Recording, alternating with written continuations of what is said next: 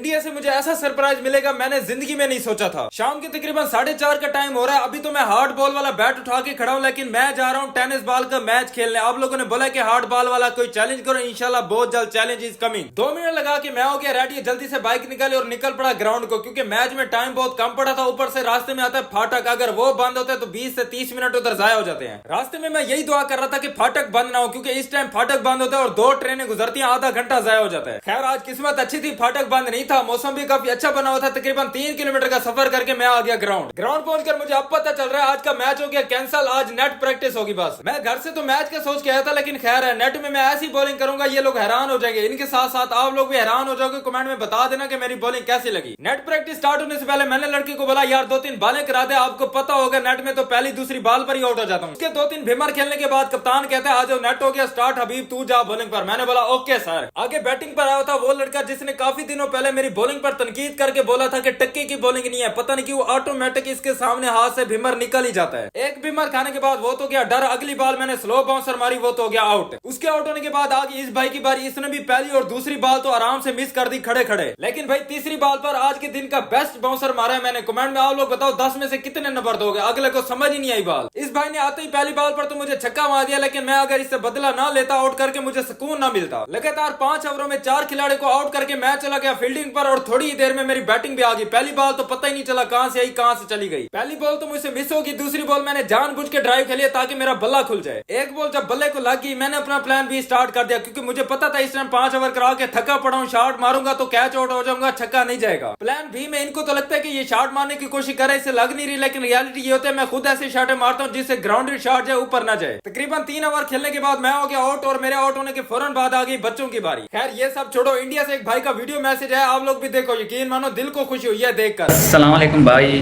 अभी आपके फ़ैन हैं यार इंडिया से, हमारी वीडियो डालना व्लॉग में। अल्लाह हाफिज़।